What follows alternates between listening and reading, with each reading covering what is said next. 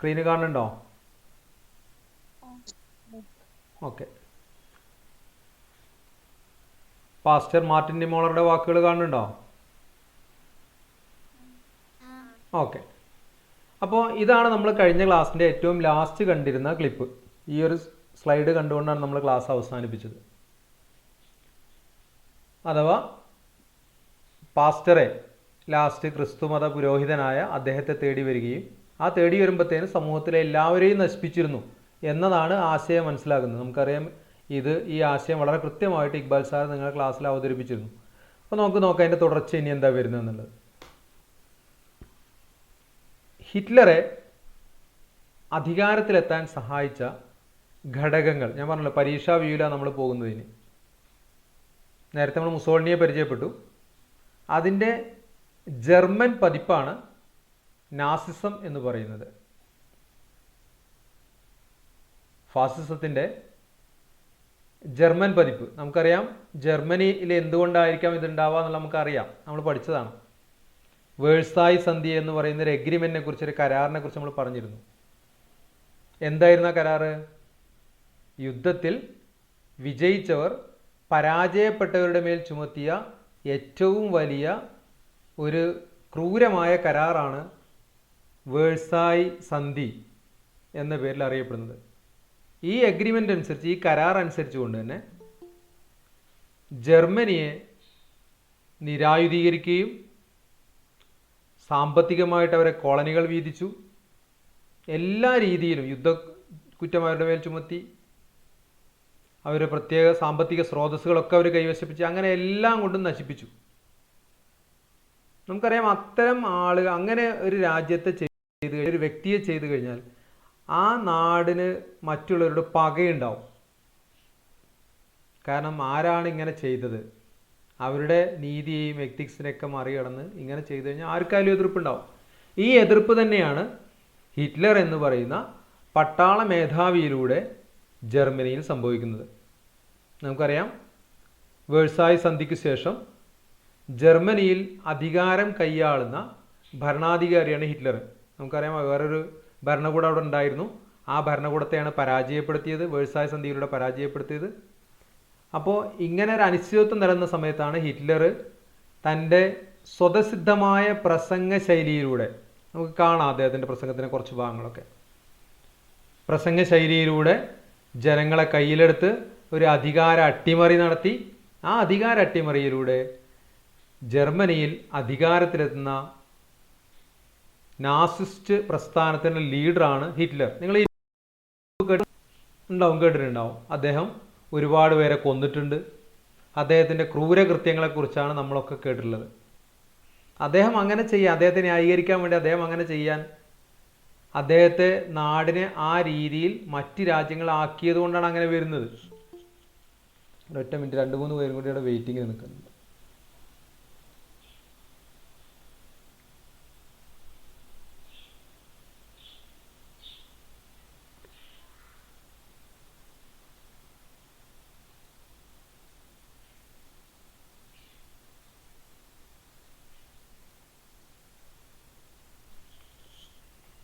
അതാണ് ഒന്നാമത്തെ പോയിന്റ്. ഒന്നാം ലോക യുദ്ധാനന്തരം ജർമ്മനിയുടെ മേൽ അടിച്ചേൽപ്പിച്ച വേഴ്സായി സന്ധി. 2, സാമ്പത്തിക തകർച്ചയും പണപ്പെരുപ്പവും.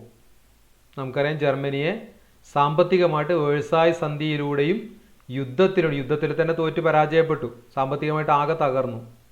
എന്താ പണപ്പെരുപ്പം എന്ന് പറഞ്ഞാൽ? നിലവിൽ ഉള്ള പണത്തിന് മൂല്യമില്ലാത്ത അവസ്ഥയാണ് നമ്മൾ എന്ത് പറയാ, പണപ്പെരുപ്പം എന്ന് പറയാം. അല്ലാതെ പണം പെരുകുകയല്ല. പണം നമ്മളെ കയ്യിലുണ്ടാവും, പക്ഷെ പണത്തിന് മൂല്യം ഉണ്ടാവും. നമുക്കിതുവരെ 10 രൂപയ്ക്ക് ചായ കിട്ടിയിരുന്നെങ്കിൽ 100 രൂപ കൊടുത്താലും ചായ കിട്ടാത്ത അവസ്ഥ, അഥവാ പണത്തിന് മൂല്യമില്ലാതാവുക. അതിനാണ് നമ്മൾ പണപ്പെരുപ്പം എന്ന് പറയാം. അപ്പോൾ ജർമ്മനിയുടെ നിലവിലുണ്ടായിരുന്ന അന്നത്തെ ആ നാണയത്തിന് നാണയം തകർന്നു, സാമ്പത്തികമായിട്ടും തകർന്നു. അപ്പോൾ 2 കാരണങ്ങളായി. മറ്റു നേരത്തെ നമ്മൾ പറഞ്ഞു ജർമ്മൻ ഭരണകൂടത്തിന് ഭരണകൂടത്തിൻ്റെ പരാജയവും രാഷ്ട്രീയമായ അസ്ഥിരതയും എന്ന് പറഞ്ഞ് നേരത്തെ നമ്മൾ പറഞ്ഞു. ഒന്നാം ലോക യുദ്ധത്തിൽ പങ്കെടുക്കുകയും ആ ഒന്നാം ലോക യുദ്ധത്തിൽ പങ്കെടുത്ത ഭരണകൂടത്തിൻ്റെ പരാജയവും രാഷ്ട്രീയ അസ്ഥിരത എന്ന് പറഞ്ഞു കഴിഞ്ഞാൽ അവരെ ശരിയായൊരു നേതൃത്വം ഇല്ലാതിരിക്കുക. ഇങ്ങനെ പ്രധാനപ്പെട്ട 3 കാരണങ്ങളാണ് ഹിറ്റ്ലറെ ജർമ്മനിയിൽ അധികാരത്തിലേറാൻ വേണ്ടി സഹായിക്കുന്നത്. ഇതാണ് നമ്മൾ പരീക്ഷയ്ക്ക് പഠിക്കേണ്ട പ്രധാനപ്പെട്ട 3 കാര്യങ്ങൾ. എന്തെല്ലാമാണ് ഹിറ്റ്ലറെ അധികാരത്തിൽ? വളരെ സിമ്പിളാണ്. 1, ജർമ്മനിയുടെ മേലെ വെച്ച് വേഴ്സായ് സന്ധി, സാമ്പത്തിക തകർച്ചയും പണപ്പെരുപ്പവും, ജർമ്മൻ ഭരണകൂടത്തിൻ്റെ പരാജയവും, രാഷ്ട്രീയമായ അസ്ഥിരങ്ങളെ പാഠപുസ്തകത്തിൽ നിങ്ങൾക്ക് വായിച്ചാൽ മനസ്സിലാവും. ഇനി നിങ്ങൾക്കൊരു വീഡിയോ ക്ലിപ്പ് നിങ്ങൾക്ക് കാണാം.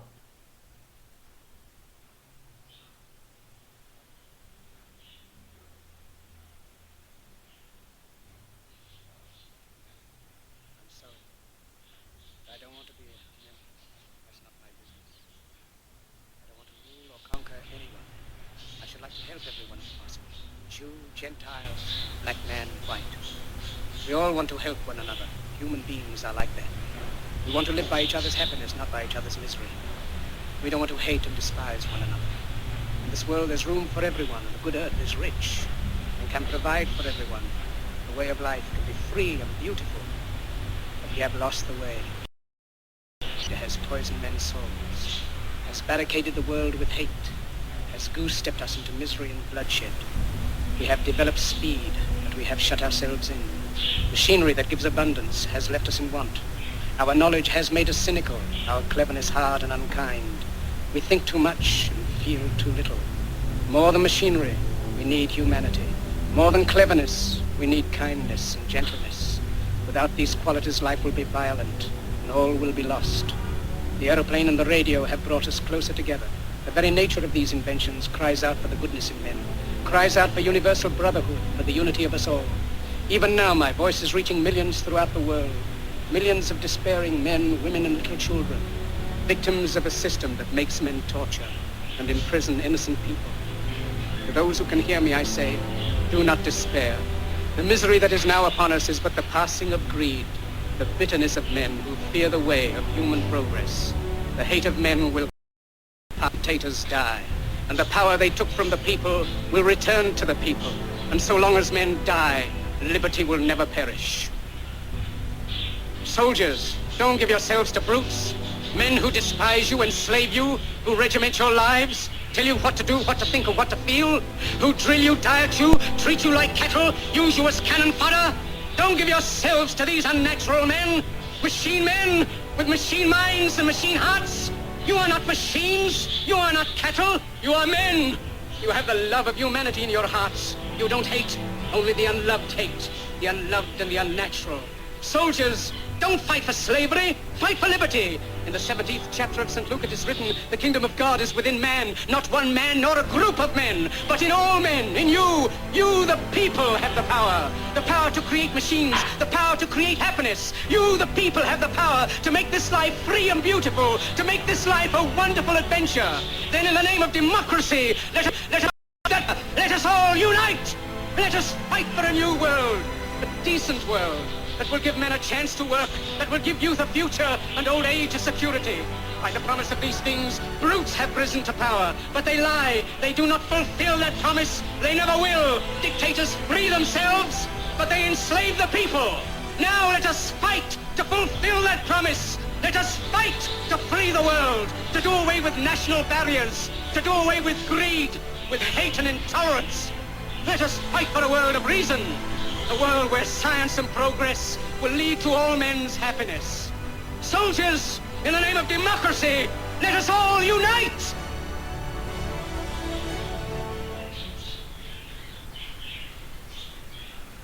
പ്രസംഗം കേട്ടോ? ഓഡിയോ കേൾക്കുന്നുണ്ടായിരുന്നില്ലേ? യെസ്. ഇത് ആരായി പ്രസംഗിച്ചത്? ആ, യെസ്, ഹിറ്റ്ലറുടെ പ്രസംഗമാണ്. പക്ഷെ ഇതൊരു സിനിമയിലെ രംഗമാണ്. ഇത് ചാർലി ചാപ്ലിൻ ഹിറ്റ്ലറായിട്ട് അഭിനയിച്ച ഒരു സിനിമയിലെ രംഗമാണ്. ആ പ്രസംഗത്തിൻ്റെ ശൈലി നിങ്ങൾ കണ്ട തുടക്കത്തിൽ വളരെ പതിഞ്ഞ സൗണ്ടിൽ തുടങ്ങി, വളരെ പേജാറോടുകൂടി തുടങ്ങി. അവസാനമായപ്പോഴത്തേന് നമുക്കറിയാം, നമുക്ക് പലതും അതിലെ ആശയങ്ങളൊന്നും മനസ്സിലായിട്ടില്ല. പക്ഷേ പ്രസംഗത്തിന് അവസാനം നമ്മൾ കേട്ടപ്പോൾ തന്നെ നമുക്ക് തന്നെ എന്തോ ഒരു ആവേശം കേട്ടതുപോലെ നമുക്ക് തോന്നിയിട്ടുണ്ടാവും. തോന്നിയില്ല നിങ്ങൾക്കത്? യെസ്, ഇത് തന്നെയായിരുന്നു ഹിറ്റ്ലർ. നിങ്ങൾ ആലോചിച്ച് നോക്കി, ജർമ്മനി എന്ന് പറയുന്ന ഒരു നാട് അതിൻ്റെ ഏറ്റവും അടിയിൽ കിടക്കുകയാണ്. സമൂഹത്തിലെ ഏറ്റവും അടിയിൽ ലോകരാഷ്ട്രങ്ങളുടെ മുന്നിൽ സമൃദ്ധമായിരുന്നൊരു നാട് ഒന്നിനും പറ്റാത്ത അവസ്ഥയിൽ നിൽക്കുമ്പോൾ ഇത്തരം ഒരു തീപ്പൊരി പ്രാസംഗികനായിട്ടൊരു ഒരു വ്യക്തി അവിടെ വരുമ്പോൾ സ്വാഭാവികമായിട്ടും അദ്ദേഹത്തിന് നാട്ടിൽ നിന്ന് അനുയായികളെ കിട്ടാൻ ഒരു പണിയുണ്ടായിരുന്നില്ല. അദ്ദേഹത്തിൻ്റെ പ്രസംഗത്തിൻ്റെ ചാരുതയാണത്. ഇതൊരു സിനിമയിലെ രംഗമാണ്. അദ്ദേഹത്തിൻ്റെ വേണമെങ്കിൽ നിങ്ങൾക്ക് ജസ്റ്റ് ഒന്ന് മുഴുവനൊന്നുമില്ല, ഒരു ഇത്തിരി മാത്രം ഒന്ന് കേൾപ്പിച്ചു തരാം.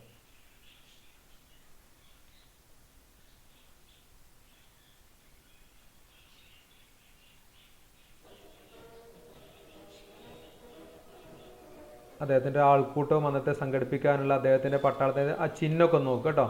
നിങ്ങളുടെ പാഠപുസ്തകത്തിൽ ഈ ചിഹ്നം കാണാം, ആ പതാകയിലുള്ള ചിഹ്നം.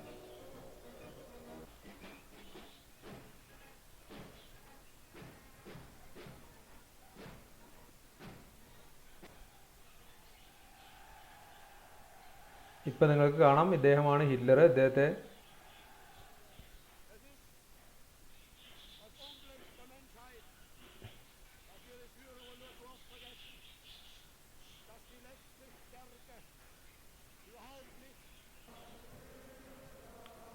അപ്പോൾ ആ ഒരു വലിയ ആൾക്കൂട്ടത്തെ കാണാൻ നമുക്ക് മുഴുവനൊന്നും കേൾക്കാൻ കഴിയും, കാരണം ജർമ്മൻ ലാംഗ്വേജിലാണ് അദ്ദേഹത്തിൻ്റെ പ്രസംഗം. അപ്പോൾ അതുകൊണ്ട് തന്നെ നമുക്ക് മനസ്സിലാക്കാൻ പ്രയാസം അത്ര മതി ഉണ്ടോ. അപ്പോൾ ജർമ്മനിയിൽ ഇങ്ങനെയാണ് നിലവിൽ ആ ഒരു സൈനിക മേധാവി തൻ്റെ കീഴിൽ ജർമ്മനിയെ മുഴുവൻ സംഘടിപ്പിച്ചത് എന്ന് കാണിക്കാൻ വേണ്ടിയാണ് ഞാൻ ആ ക്ലിപ്പ് കാണിച്ചത്. അദ്ദേഹത്തിൻ്റെ പ്രസംഗചാരുത, പിന്നെ നേരത്തെ നമ്മൾ പറഞ്ഞ പ്രധാനപ്പെട്ട 3 കാരണങ്ങൾ, ഇതെല്ലാം കൂടിയായിട്ടാണ് നാസിസം എന്ന് പറയുന്ന ഒരു പ്രസ്ഥാനത്തിന് ജർമ്മനിയിൽ വേരൂട്ടം ഉണ്ടാവാനുണ്ടായ കാരണം. നോക്കൂ നിങ്ങൾ, അദ്ദേഹത്തിൻ്റെ വാദങ്ങളും അദ്ദേഹത്തിനെ കുറിച്ചുള്ള ചെറിയ നോട്ട് നിങ്ങളുടെ പാഠപുസ്തകത്തിലുള്ള ചെറിയൊരു ഭാഗം, ചെറിയ അക്ഷരത്തെറ്റുകളൊക്കെ ഉണ്ട്, ഞാൻ ഇന്ന് പെട്ടെന്ന് തയ്യാറാക്കിയതുകൊണ്ടുള്ള പ്രയാസമാണ്. ജർമ്മനിക്കുണ്ടായ അപമാനങ്ങളും തിരിച്ചടിക്കും ഉത്തരവാദികൾ ജൂതരാണെന്ന് ഹിറ്റ്ലർ ആരോപിച്ചു. പ്രത്യേകം തയ്യാറാക്കിയ കോൺസെൻട്രേഷൻ ക്യാമ്പുകളിൽ വെച്ച് ജൂതരെ കൂട്ടക്കൊല ചെയ്തു. ഇത് ഈ ജൂതന്മാർ നമുക്കറിയാം, ലോകത്ത് പല പ്രവാചകന്മാർ കഴിഞ്ഞു പോയിട്ടുണ്ട്. അതിൽ മോസസ് അല്ലെങ്കിൽ മൂസ എന്ന് പറയുന്ന പ്രവാചകൻ്റെ അനുയായികളെയാണ് നമ്മൾ ജൂതന്മാർ എന്ന് പറയാറുള്ളത്. അപ്പോൾ ജൂതന്മാർക്ക് സ്വന്തമായിട്ടൊരു രാഷ്ട്രം ഈ കാലഘട്ടത്തിൽ ഉണ്ടായിരുന്നില്ല. അപ്പോൾ സ്വന്തമായിട്ട് രാഷ്ട്രം ഇല്ലാത്തത് കൊണ്ട് തന്നെ അവർ ഒരുപാട് പ്രയാസങ്ങൾ നേരിട്ടൊരു കാലഘട്ടം കൂടിയാണത്. അപ്പോൾ ഈ പ്രയാസങ്ങൾ നേരിട്ടത് കൊണ്ട് തന്നെ ഈ ജർമ്മനിയിലുണ്ടായിരുന്ന ജൂതന്മാർ ശത്രുപക്ഷത്തേക്ക് കാലുമാറി ചില കാര്യങ്ങളൊക്കെ ചെയ്തിരുന്നു എന്ന് ഹിറ്റ്ലർ വിശ്വസിച്ചിരുന്നു.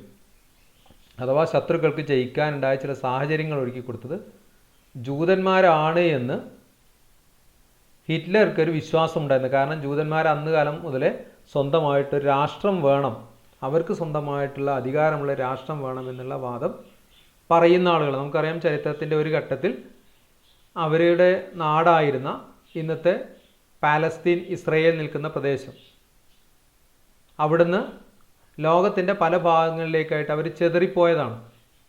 ചരിത്രത്തിൽ നമുക്കത് വായിച്ചെടുക്കാൻ പറ്റും. പ്രവാചകൻ്റെ കാലശേഷം ഉണ്ടായ ഒരു സംഭവമാണ്. പിന്നീട് അവർ ലോകത്തിൻ്റെ പല ഭാഗത്തായിട്ട് നിൽക്കുകയും അങ്ങനെ കൂടുതൽ ഭൂരിപക്ഷം ഉണ്ടായിരുന്ന പ്രദേശമാണ് ജർമ്മനി. ഇന്ത്യയിൽ നമുക്കറിയാം കേരളത്തിലാണ് ഉണ്ടായിരുന്നത്, കൊച്ചിയിലാണ് അവരുടെ പ്രദേശം ഉണ്ടായിരുന്നത്.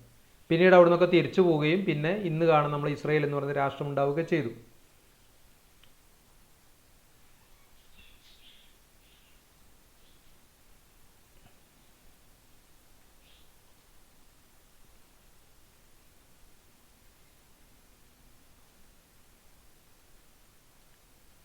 അപ്പോൾ ഈ ഒരു സംഭവത്തിൽ പ്രതികാരം എന്നുള്ള രീതിയിലാണ് ഹിറ്റ്ലർ ജൂതന്മാരെ കൊല്ലുന്നത്.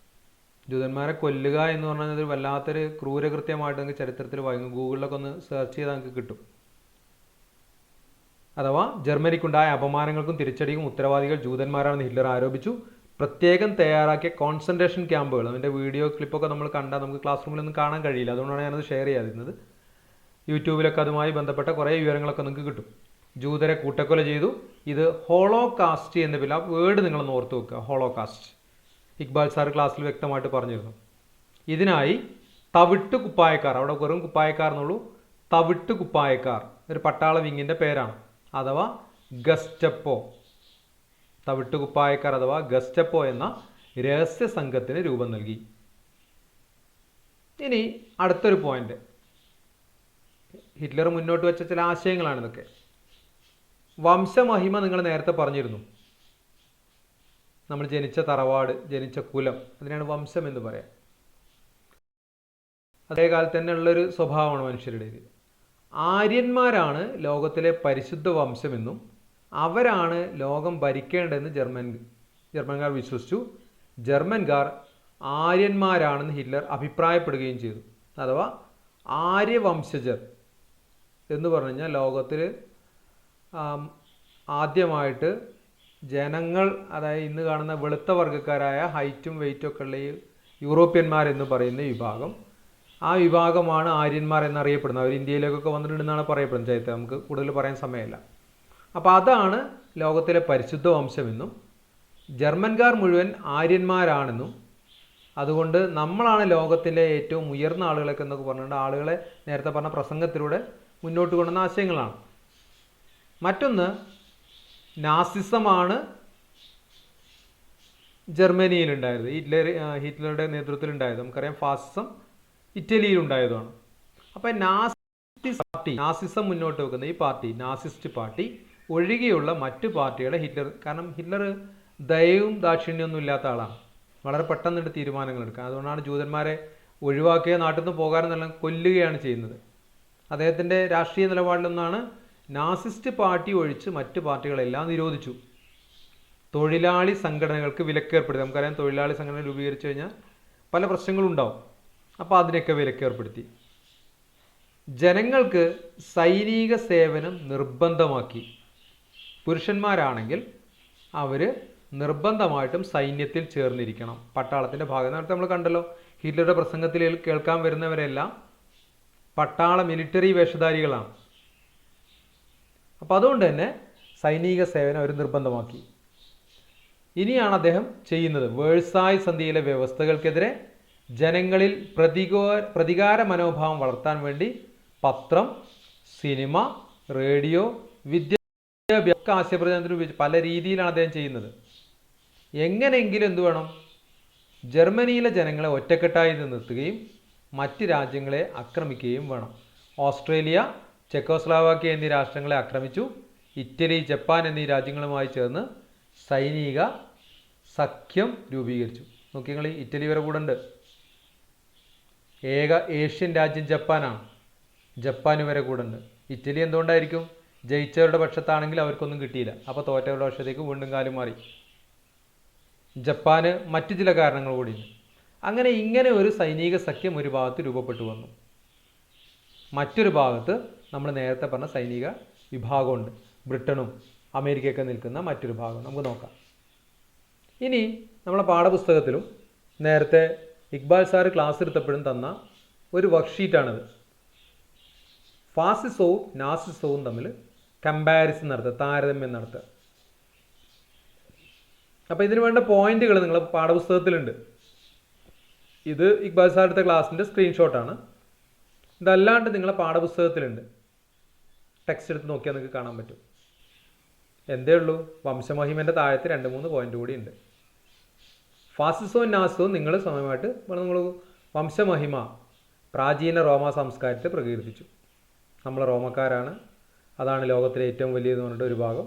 നാസിസ്റ്റുകൾ ആര്യൻ മേധാവിത്വവും ജർമ്മൻ വംശമഹിമയും നേരത്തെ ഞാൻ പറഞ്ഞു. ഇതുപോലെ എന്നാൽ ചിലതിൽ കോമൺ ആയിട്ട് വരുന്ന കുറേ സംഗതികളുണ്ട്. അപ്പോൾ നിങ്ങളൊന്ന് പാഠപുസ്തകം വായിച്ച് ഇക്ബാൽ സാറിൻ്റെ ക്ലാസ് കേട്ട് ഞാൻ പറയുന്നതും മനസ്സിലാക്കി എല്ലാം കൂടിയായിട്ട് ഈ പട്ടിക നിങ്ങൾ പൂർത്തിയത് വർക്ക്ഷീറ്റായിട്ട് ഞങ്ങൾക്ക് തരികയും ചെയ്യും. ഓക്കെ, ഇനി നമ്മൾ രണ്ടാം ലോക യുദ്ധത്തിലേക്ക് പോവാണ്. രണ്ടാം ലോക യുദ്ധത്തിൻ്റെ കാലയളവ് എന്ന് പറയുന്നത് 1939 മുതൽ 1945 വരെ അല്ലേ. നമുക്ക് സ്വാതന്ത്ര്യം കിട്ടുന്നതിന് 2 വർഷം മുമ്പാണ് രണ്ടാം ലോക യുദ്ധം അവസാനിക്കുന്നത്. അപ്പോൾ 39 മുതൽ 45 വരെ. ഞാൻ ഫസ്റ്റ് വേൾഡ് വാറിൻ്റെ ഒന്നാം ലോക യുദ്ധത്തിൻ്റെ കാലഘട്ടം ഞാൻ പറഞ്ഞിരുന്നു ഒരു ക്ലാസ്സിൽ. ആർക്കെങ്കിലും ഓർമ്മയുണ്ട് അത് എന്താണെന്നുള്ളത്? ഒന്ന് പറയാമോ?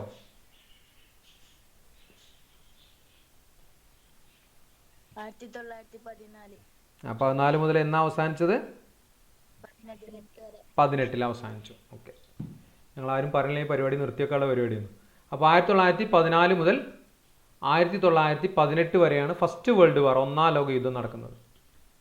അപ്പോൾ അത് കഴിഞ്ഞ് ഏകദേശം 21 കൊല്ലം കഴിയുമ്പോഴാണ് രണ്ടാം ലോക യുദ്ധം ആരംഭിക്കുന്നത്. അപ്പോഴത്തേക്കാണ് ഹിറ്റ്ലറും മുസോളിനിയും ഒക്കെ പരമാവധി ശക്തി പ്രാപിച്ച് ലോകത്തെ ഏറ്റവും നാശനഷ്ടം വിതച്ച രണ്ടാം ലോക യുദ്ധം. രണ്ടാം ലോക യുദ്ധം എന്ന് കേൾക്കുമ്പോൾ തന്നെ നമ്മുടെ മനസ്സിലേക്ക് വരുന്ന 2 ബോംബുകളുണ്ട്. ഏതൊക്കെയാണ് ആ ബോംബ്?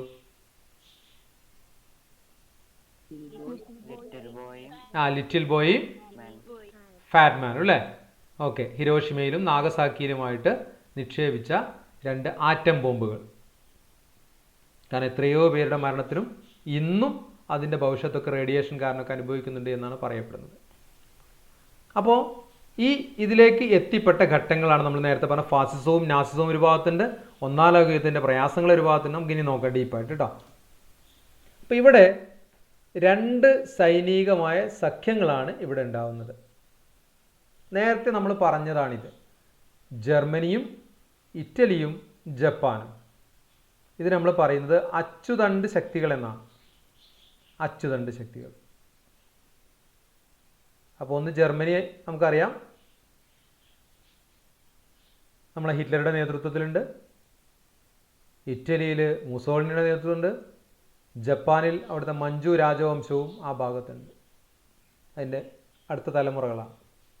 ദെൻ സഖ്യശക്തികൾ എന്ന് പറയുന്ന മറ്റൊരു ഭാഗം ലോകത്തെ മുഴുവൻ അടക്കി ഭരിച്ച് ഒന്നാം ലോക യുദ്ധാനന്തരം സ്വത്തുക്കളൊക്കെ വീതിച്ചെടുത്ത ഇംഗ്ലണ്ടും ഫ്രാൻസും. ചൈന ഏഷ്യൻ രാജ്യമായിട്ട് അവരുടെ കൂടെയുണ്ട്. കാരണം ചൈനയ്ക്കും ഇതിൽ ചില മുതലെടുക്കൽ നടത്തേണ്ടത്. കാരണം ജപ്പാൻ്റെ ശത്രുവാണ് ചൈന, 2 അയൽവക്കക്കാരാണ്. അപ്പോൾ ഇവരുടെ കൂടെ നിന്നുകൊണ്ട് ജപ്പാനെ പരാജയപ്പെടുത്താം എന്നായിരുന്നു ചൈനയുടെ താല്പര്യം. അതിനുവേണ്ടിയാണ് ഈ വർഷത്തേക്ക് നിൽക്കുന്നത്. ഇങ്ങനെ രണ്ടാമത്തെ ശക്തിയും ഈ 2 ശക്തികൾ തമ്മിലാണ് യുദ്ധം ഉണ്ടാകുന്നത്. യുദ്ധത്തിൻ്റെ ഡീറ്റെയിലേക്ക് നമ്മൾ പോകണില്ല. നിങ്ങൾക്ക് വേണമെങ്കിൽ കഴിഞ്ഞ ക്ലാസ്സിൽ ഞാൻ തന്നതുപോലെ യൂട്യൂബിൽ അദ്ദേഹത്തിൻ്റെ ഒരു ലിങ്ക് ഇട്ടിരുന്നു. നിങ്ങൾക്ക് ഡീറ്റെയിൽ ആയിട്ടൊക്കെ അതിൻ്റെ യുദ്ധത്തിൻ്റെ ഘട്ടങ്ങളും സ്റ്റെപ്പുകളൊക്കെ മനസ്സിലാക്കി അങ്ങനെ ചെയ്യാം. അതിൻ്റെ ആവശ്യമില്ല. ഇനി വേണമെങ്കിൽ ഇക്ബാൽ സാറ് ക്ലാസ്സിലും അത്യാവശ്യമൊക്കെ വിശദമായിട്ട് അദ്ദേഹം ഒരു കുട്ടിയെ കൊണ്ട് പറയിപ്പിക്കുന്നൊക്കെ ഉണ്ട്.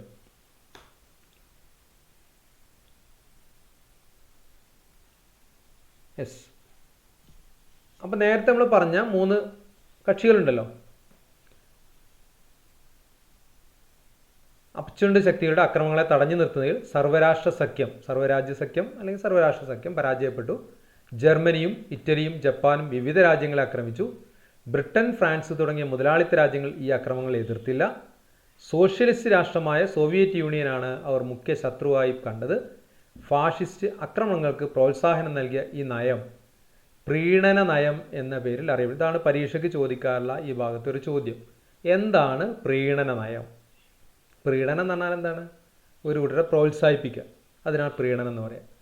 അപ്പോൾ പ്രീണന നയം എന്ന് പറയുന്ന ഈ ആശയത്തിലേക്ക് എങ്ങനെയാണ് എത്തുന്നത്? എന്താ ഇപ്പോൾ പറഞ്ഞത്? 2 ശക്തികളുണ്ട് നമ്മൾ കണ്ടല്ലോ. ഈ 2 സഖ്യകക്ഷി രണ്ടും വിരുദ്ധമായിട്ട് യുദ്ധം ആരംഭിക്കുകയാണ് ചെയ്യുന്നത്. യുദ്ധത്തിൻ്റെ ഘട്ടങ്ങളിലേക്ക് നമ്മൾ പോകണില്ല. അപ്പം അങ്ങനെ പോയപ്പോൾ സോഷ്യലിസ്റ്റ് രാജ്യമായ റഷ്യ കണ്ടോ, നമ്മൾ മുതലാളിത്ത രാജ്യങ്ങളെ അക്രമങ്ങളെ എതിർത്തില്ല. അതായത് സോഷ്യലിസ്റ്റ് രാജ്യങ്ങളെ ആക്രമിക്കുന്നതിനെ എതിർത്തില്ല. അവർ സോഷ്യലിസത്തെ വലിയൊരു ശത്രുവായിട്ട് കണ്ടു. എന്താ കാരണം? സോഷ്യലിസം ലോകത്ത് വന്നു കഴിഞ്ഞാൽ മുതലാളിത്തം ഇല്ലാതെയാവും. അവർക്ക് ആ ഇസത്തെ, ആ സിദ്ധാന്തത്തെയാണ് അവർക്ക് എതിർപ്പുള്ളത്. റഷ്യയിൽ സോഷ്യലിസം നടപ്പിലായിട്ടുണ്ട്. ഈ റഷ്യയിൽ വന്ന സോഷ്യലിസം ലോകത്ത് വന്നു കഴിഞ്ഞാൽ അത് വലിയ പ്രശ്നം ഉണ്ടാക്കും, മുതലാളിത്ത രാജ്യങ്ങൾക്കൊക്കെ പ്രയാസം ഉണ്ടാക്കും. അപ്പോൾ എങ്ങനെയെങ്കിലും അതൊന്ന് തകർന്നു കിട്ടണം. അപ്പോൾ ആ ഒരു നയം, ആ അതിനെയാണ് നമ്മളിവിടെ പ്രീണന നയം എന്ന പേര്. നിങ്ങൾ പാഠപുസ്തകം ഒന്ന് മനസ്സിരുത്തി ഒന്ന് വായിച്ചാൽ നിങ്ങൾക്കത് മനസ്സിലാവും. കാരണം നമ്മളെ സമയം വളരെ പോകുന്നുണ്ട്. ഈ സമയത്താണ് ഇതിലൊന്നും പങ്കെടുക്കാതിരുന്ന അമേരിക്ക നമുക്കറിയാം അമേരിക്ക പലപ്പോഴും ഒന്നാം ലോക യുദ്ധത്തിലും രണ്ടാം ലോക യുദ്ധത്തിലും ആയുധം വിറ്റ് കാശുണ്ടാക്കിയ രാജ്യമാണ്. എല്ലാവർക്കും ആയുധം വെക്കും, എന്നിട്ട് അതിലൂടെ കിട്ടുന്ന വരുമാനം ഉപയോഗിച്ച് അവർ സാമ്പത്തികമായിട്ട് ഉയർന്നു. അപ്പോൾ പക്ഷേ അമേരിക്ക അവസാന സമയത്ത് യുദ്ധത്തിലേക്ക് വരുന്നുണ്ട്. അതിന് ചില കാരണങ്ങളൊക്കെ ഉണ്ട്. അപ്പോൾ അമേരിക്കയുടെ കടന്നുവരവ് രണ്ടാം ലോക യുദ്ധത്തിൻ്റെ ഗതി മാറ്റിമറിച്ചു. കാരണം ആയുധങ്ങളുടെ ഏറ്റവും വലിയ കൂമ്പാരം അവരുടെ കയ്യിലുള്ളത്. സഖ്യകക്ഷികളുടെ അക്രമം താങ്ങാനാവാതെ ഇറ്റലിയും ജർമ്മനിയും വീണ്ടും പരാജയപ്പെടുകയാണ്. ഇതാണ് യുദ്ധത്തിൻ്റെ പരിണിത ഫലം. നേരത്തെ നമ്മൾ പറഞ്ഞ ബ്രിട്ടനും അമേരിക്കയും ഇവരെല്ലാം കൂടി ഒരു പക്ഷത്ത് നിന്ന് ഈ പറഞ്ഞ ഇറ്റലിയെയും ജർമ്മനിയെയും വീണ്ടും പരാജയപ്പെടുത്തുകയാണ് ചെയ്യുന്നത്. മുസോളിനിയെ നാട്ടുകാർ പിടികൂടി വധിച്ചു. ഹിറ്റ്ലർ ആത്മഹത്യ ചെയ്തു. ജപ്പാൻ അപ്പോഴും കീഴടങ്ങാൻ തയ്യാറായിരുന്നില്ല. ജപ്പാനെ കീഴടക്കാനായി സോവിയറ്റ് യൂണിയൻ, റഷ്യയുടെ നേതൃത്വത്തിന് സോവിയറ്റ് യൂണിയൻ എന്ന് പറയുന്നു കേട്ടോ, ജപ്പാനിലേക്ക് നീങ്ങി. സോവിയറ്റ് യൂണിയൻ എത്തുന്നതിന് മുമ്പ് അമേരിക്ക 1945 ഓഗസ്റ്റ് 6 ലിറ്റിൽ ബോയ് എന്ന അണുബോംബ് ഹിരോഷിമയിലും ഓഗസ്റ്റ് 9 ഫാറ്റ്മാൻ എന്ന അണുബോംബ് നാഗസാക്കിയിലും വിക്ഷേപിച്ചുകൊണ്ട് യുദ്ധത്തെ അതോടുകൂടി ഇല്ലാതെയാക്കുകയാണ് ചെയ്യുന്നത്. അഥവാ അവസാനം വരെ ചേർത്ത് നിന്ന ജപ്പാനെയും പരാജയപ്പെടുത്തി. ഇങ്ങനെയാണ് രണ്ടാം ലോക യുദ്ധത്തിൻ്റെ അവസാനം ഉണ്ടാകുന്നത്. നമ്മൾ തുടക്കവും ഒടുക്കവും മാത്രമേ പറഞ്ഞിട്ടുള്ളൂ. കാരണം അതിൻ്റെ ഇടയിലുള്ള സംഭവ വികാസങ്ങളൊന്നും നിങ്ങളെ സംബന്ധിച്ച് ആവശ്യം, നിങ്ങൾക്ക് ആകെ അതിൽ പരീക്ഷയ്ക്ക് ചോദിക്കാൻ സാധ്യത കുറച്ചെങ്കിലും ഉള്ളത് പ്രീണന നയം മാത്രമേ ഉള്ളൂ. നമുക്കറിയാം വിക്ടേഴ്സിൻ്റെ ക്ലാസ് കേൾക്കുമ്പോൾ ഒരുപാട് പറയുമ്പോൾ നമുക്ക് തന്നെ ഒരു കൺഫ്യൂഷൻ ഉണ്ട്. അത്രത്തോളം ഡീപ്പായിട്ട് നിങ്ങൾ പോകേണ്ടതില്ല. ക്ലാസ് സാറ് വളരെ കൃത്യമായിട്ട് നിങ്ങൾ മനസ്സിലാക്കാൻ വേണ്ടി എടുത്തുനിന്ന് മാത്രം. അപ്പോൾ അവസാനമാണ് നമ്മൾ പറഞ്ഞത്, നേരത്തെ നമ്മൾ പറഞ്ഞിരുന്ന ഇറ്റലിയും ജർമ്മനിയും ജപ്പാനും നിന്നിരുന്ന ആ ഒരു പക്ഷം യുദ്ധത്തിൽ പരാജയപ്പെടുകയാണ് ചെയ്യുന്നത്. അപ്പോൾ മുസോളിനിയുടെ അവസാനവും ഹിറ്റ്ലറുടെ അവസാനമൊക്കെ നമ്മൾ പറഞ്ഞു. ജപ്പാനെയും എങ്ങനെയാണ് കീഴടക്കിയത് നമ്മൾ പറഞ്ഞു കഴിഞ്ഞു. ഒരു ചോദ്യം നമ്മളെ പാഠപുസ്തകത്തിലുള്ള ഒരു ചോദ്യമാണ്, ഒന്നാം ലോക യുദ്ധത്തിൻ്റെയും രണ്ടാം ലോക യുദ്ധത്തിൻ്റെയും കാരണങ്ങൾക്ക് നിരവധി സമാനതകൾ ഉണ്ടായിരുന്നു. ഈ പ്രസ്താവന വിലയിരുത്തുക. എന്താണ് നിങ്ങൾക്ക് തോന്നുന്ന ഉത്തരം എന്ന് പറഞ്ഞേ. ഒന്നാം ലോക യുദ്ധത്തിൻ്റെയും രണ്ടാം ലോക യുദ്ധത്തിൻ്റെയും കാരണങ്ങൾക്ക് നിരവധി. ഇപ്പം എന്താ, രണ്ടാം ലോക യുദ്ധത്തിൻ്റെ കാരണം നമുക്ക് കിട്ടിയിട്ടുണ്ട് കുറേ, ഒന്നാം ലോക യുദ്ധത്തിൻ്റെ കാരണങ്ങളും കിട്ടിയിട്ടുണ്ട്. അതിൽ ചില സമാനതകളുണ്ട്. എന്താണ്, ആർക്കെങ്കിലും ഒന്ന് പറയാമോ? തെറ്റായിക്കോട്ടെ ശരിയായിക്കോട്ടെ, നിങ്ങളൊന്ന് പറഞ്ഞാൽ മതി. Yes, very good. ഒന്നാമത്തെ തന്നെയാണ് സൈനിക സഖ്യങ്ങളുടെ രൂപീകരണം. ഒന്നാം ലോക യുദ്ധത്തിലും സൈനിക സഖ്യങ്ങൾ ഉണ്ടായിരുന്നു, രണ്ടാം ലോക യുദ്ധത്തിലും സൈനിക സഖ്യങ്ങൾ ഉണ്ടായിരുന്നു. Okay, very good. ദെൻ 2,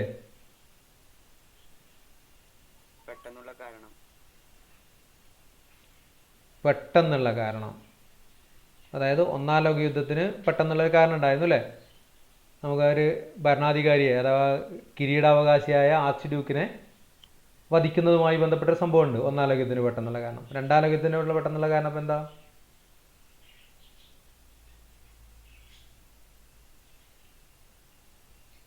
അങ്ങനെ പെട്ടെന്നൊരു കാരണം രണ്ടാം ലോക യുദ്ധത്തിന് ഇല്ല ഉണ്ടോ? ഓക്കെ, പിന്നെ അടുത്ത പോയിന്റ് പറയും. തെറ്റ് ശരിയായിക്കോട്ടെ, നിങ്ങൾ പറഞ്ഞാൽ നമുക്ക് തിരുത്താം.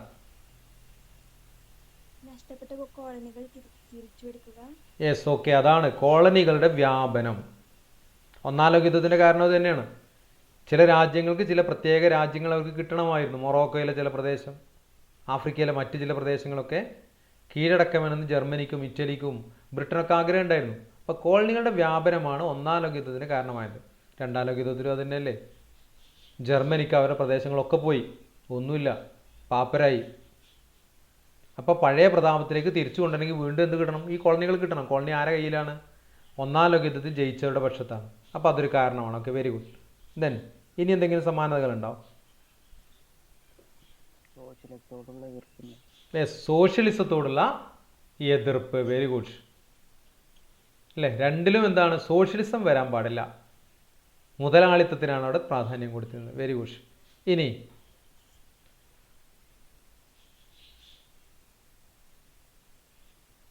പ്രധാനപ്പെട്ടതൊക്കെ ആയിട്ടുണ്ട് ഏകദേശം, ഉണ്ടോ? ഓക്കെ, നമുക്ക് നോക്കാം. ഞാൻ അടുത്ത സ്റ്റെപ്പിലേക്ക് പോവാം. ഒന്നാം ലോക യുദ്ധത്തിൻ്റെ ചില ഫലങ്ങളാണ് ചുവടെ തന്നിട്ടുള്ളത്. ഇവ രണ്ടാം ലോക യുദ്ധത്തിന് കാരണമായത് എങ്ങനെ? പരീക്ഷയ്ക്ക് 1-2 തവണ ചോദിച്ച ചില ചോദ്യങ്ങളാണിത്. ഒന്ന്, വേഴ്സായ് സന്ധി. വേഴ്സായ് സന്ധി എങ്ങനെ? കാരണം നമുക്കറിയാലോ അല്ലേ, ഒന്നാം ലോക യുദ്ധത്തിൽ ജയിച്ചവരുടെ പക്ഷം പരാജയപ്പെട്ടവരുടെ പക്ഷത്തിന് മേൽ ചുമത്തിയ നിയമമാണ്, കരാറാണ് വേഴ്സായ് സന്ധി. ഇതിലൂടെ ജർമ്മനിയും ഇറ്റലിയും ഒക്കെ നിരായുധീകരിക്കപ്പെടുകയും സാമ്പത്തികമായിട്ട് തകരുകയും ചെയ്തു. ഇതാണ് രണ്ടാം ലോക യുദ്ധത്തിന് കാരണമാകുന്ന ഒന്ന്, വേഴ്സായ് സന്ധി. ദെൻ സർവരാഷ്ട്ര സഖ്യങ്ങളുടെ രൂപീകരണം. അതെങ്ങനെയായിരിക്കും അപ്പം ഉണ്ടാവുക? പറയൂ, ആരെങ്കിലുമൊക്കെ ഒന്ന് പറയൂ. സർവരാഷ്ട്ര സഖ്യത്തിൻ്റെ രൂപീകരണം എങ്ങനെയാണ് രണ്ടാം ലോക യുദ്ധത്തിന് കാരണമാവുന്നത്? സിമ്പിൾ അല്ലേ? ഒന്ന് പറഞ്ഞു നോക്കിയേ.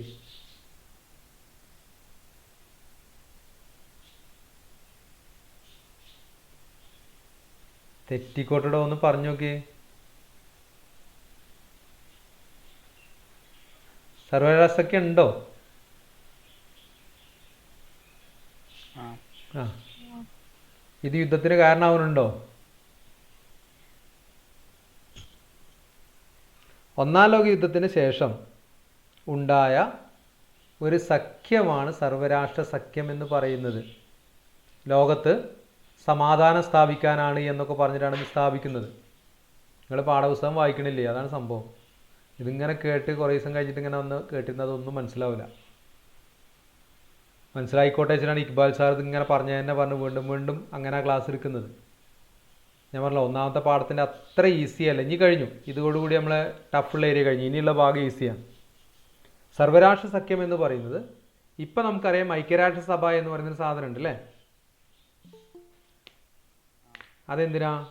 ലോകത്ത് സമാധാനം സ്ഥാപിക്കാൻ വേണ്ടി ഉണ്ടായതാണ് അല്ലേ?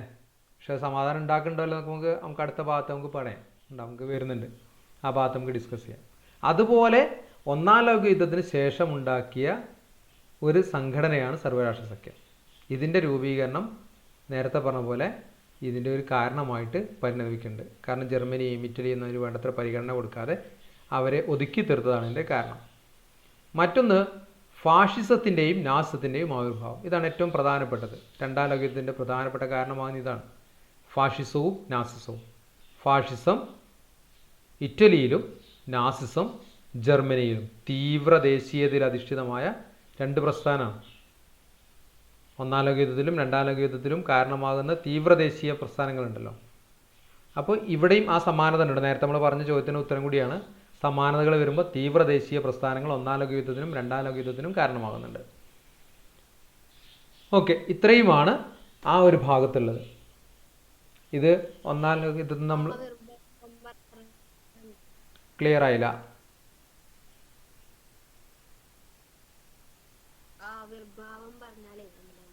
തുടക്കം, ആരംഭം. ഇത്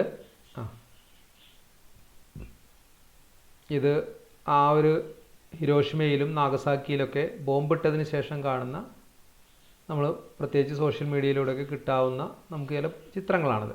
അതൊക്കെ നിങ്ങൾ പാഠപുസ്തകത്തിലും അല്ലാതെയൊക്കെ നിങ്ങൾ കണ്ടിട്ടുണ്ടാകും. ബോംബാക്രമണത്തിൻ്റെ നിലച്ചുപോയ ക്ലോക്ക്, ആ സമയം സൂചിപ്പിക്കുന്ന ഇതിൽ വെച്ചുകൊണ്ടാണെന്നാണ് പറയപ്പെടുന്നത്. ഇതാണ് ബോംബ് വർഷിക്കുന്ന ചിത്രവും വർഷിച്ചതിന് ശേഷമുള്ള ചിത്രമൊക്കെയാണ് നിങ്ങൾ ഈ സ്ക്രീനിൽ കാണുന്നത്. ഇനി അതിൻ്റെ ഫലം, രണ്ടാം ലോക യുദ്ധത്തിൻ്റെ ഫലം. കൃത്യമായിട്ട് എണ്ണക്കണക്കില്ല, ദശലക്ഷക്കണക്കിന് പേർ കൊല്ലപ്പെട്ടു. യൂറോപ്യൻ രാജ്യങ്ങളുടെ സാമ്പത്തിക നില താറുമാറായി. ആരതൊക്കെ? ജയിച്ചവരുടെയും പരാജയപ്പെട്ടവരുടെയൊക്കെ സാമ്പത്തിക നില തകർന്നിട്ടുണ്ട്. ഞാൻ മുമ്പൊരിക്കൽ പറഞ്ഞിരുന്നു, ഒന്നാം ലോക യുദ്ധവും തുടർന്ന് രണ്ടാം ലോക യുദ്ധവും ഉണ്ടായതാണ് ഏഷ്യയിലെയും ആഫ്രിക്കയിലെയും നമ്മൾ സ്വാതന്ത്ര്യം കിട്ടാൻ കാരണം എന്ന് തുടക്കത്തിലൊക്കെ പറഞ്ഞിരുന്നു. ഓർക്കുണ്ടോ നിങ്ങൾ?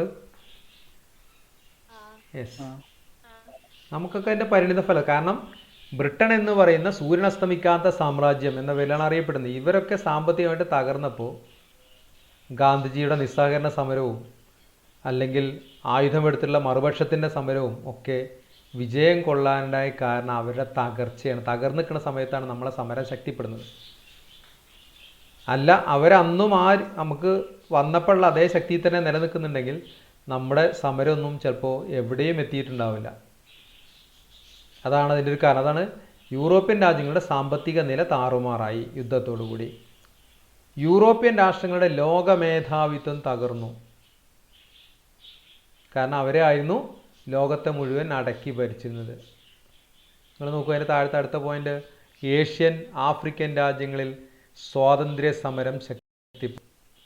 അഥവാ 1945 മുതൽ 55 വരെയുള്ള കാലയളവിൻ്റെ ഇടയിലാണ് ഏഷ്യയിലെയും ആഫ്രിക്കയിലെയും മിക്കവാറും എല്ലാ രാജ്യങ്ങളും സ്വാതന്ത്ര്യം കിട്ടുന്നത്. 45 മുതൽ 55, നമ്മൾ ഇന്ത്യ അടക്കം. നമ്മൾ 47 മാത്രം. എന്താ കാരണം? ഇവരുടെ ശക്തി ക്ഷയിച്ചു, യൂറോപ്യന്മാരുടെ ശക്തി ക്ഷയിച്ചു. എന്നാൽ അമേരിക്കക്കാർക്ക് ഒരിക്കലും ലോകത്തെ കോളനിയാക്കി ഭരിക്കാൻ താല്പര്യമുണ്ടായിരുന്നു. അവർക്ക് മറ്റു രീതിയിലുള്ള കോളനിവൽക്കരണം അവരുണ്ടായിരുന്നുള്ളൂ. അപ്പോൾ അതുകൊണ്ട് തന്നെ നമ്മളെപ്പോലുള്ള രാജ്യങ്ങൾ സ്വാതന്ത്ര്യ സമരം ശക്തിപ്പെടുന്ന ഈ കാലയളവിലാണ്. ദെൻ അമേരിക്കയും സോവിയറ്റ് യൂണിയനും വൻ ശക്തികളായി മാറി. കാരണം യൂറോപ്പിൻ്റെ മേധാവിത്വം തകർന്നു. പിന്നൊന്ന്, മുതലാളിത്ത രാജ്യമായ അമേരിക്ക. അന്ന് മുതലാണ് അമേരിക്ക ലോകത്തിൽ ഒരു അഡ്രസ്സുള്ള, ലോകത്തെ നിയന്ത്രിക്കാൻ കഴിവുള്ള ഒരു രാജ്യമായിട്ട് മാറുന്നത്. മറ്റൊന്ന് സോവിയറ്റ് യൂണിയൻ. അത് നിങ്ങൾ കേട്ടിട്ടുണ്ടോ ആ രാജ്യത്തിന്? Soviet union, Russia. യെസ്, പഴയ റഷ്യ. ഇപ്പോഴത്തെ റഷ്യ അല്ല, മുമ്പുണ്ടായിരുന്ന റഷ്യ. അഥവാ ഇന്നത്തെ ഉസ്ബെക്കിസ്ഥാനും കസാക്കിസ്ഥാനും ചെക്കോസ്ലോവാക്യയും എന്ന് തുടങ്ങി ഒരുപാട് രാജ്യങ്ങളുണ്ട്. അൽബേനിയ എന്നൊക്കെ പറഞ്ഞ ഒരുപാട് രാജ്യം. ഈ രാജ്യങ്ങളെല്ലാം കൂടി കൂടപ്പെട്ട ഒരു പഴയ റഷ്യ ഉണ്ടായിരുന്നു. ആ റഷ്യയാണ് സോഷ്യലിസ്റ്റ് റഷ്യയായിരുന്ന സോവിയറ്റ് യൂണിയൻ എന്ന പേരിൽ അറിയപ്പെടുന്നത്. അതൊക്കെ പിന്നീട് പിരിഞ്ഞു പോയി, കാരണം സോഷ്യലിസം അവിടെ ഇല്ലാണ്ടായി. അപ്പോൾ ആ കാലത്ത് ഈ പറയുന്ന സോവിയറ്റ് യൂണിയനും അമേരിക്കയുമാണ് വൻ ശക്തികളായിട്ട് മാറുന്നത്. രണ്ട് ശക്തികളായി, ഇരുധ്രുവ ലോകമായി മാറി.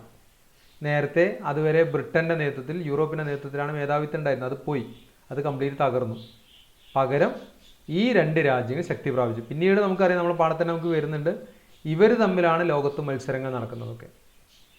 അപ്പോഴത്തേനും നമ്മൾ കൃത്രിമ ഉപഗ്രഹങ്ങളെ വിക്ഷേപിക്കലും, അമേരിക്ക ഒന്ന് വിക്ഷേപിച്ചാൽ തൊട്ടടുത്ത ദിവസം റഷ്യ ഒന്ന് വിക്ഷേപിക്കും. ഭയങ്കര മത്സരമാണ്.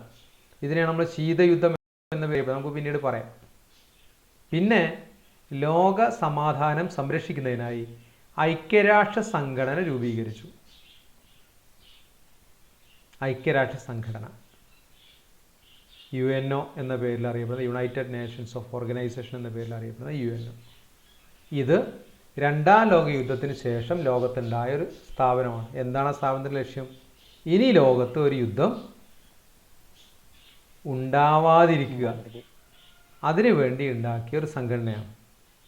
നമുക്ക് അടുത്ത ക്ലാസ്സിൽ അതിനെക്കുറിച്ചാണ് നമുക്ക് പറയാനുള്ളത്. പക്ഷേ അത് എത്രത്തോളം വിജയിച്ചിട്ടുണ്ട് എന്നുള്ളതൊക്കെ നമ്മുടെ ആനുകാലിക യാഥാർത്ഥ്യങ്ങളൊക്കെ വായിച്ചാൽ മതി.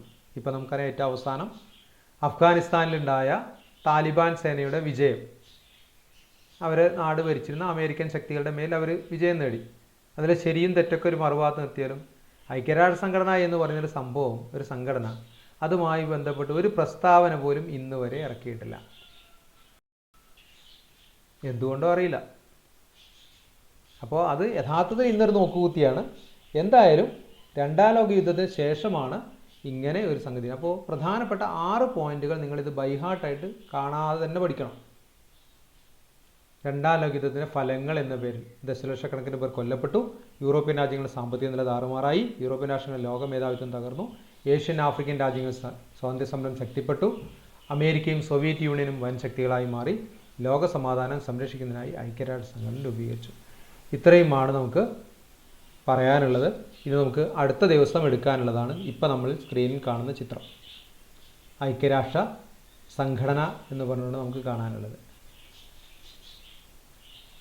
അപ്പോൾ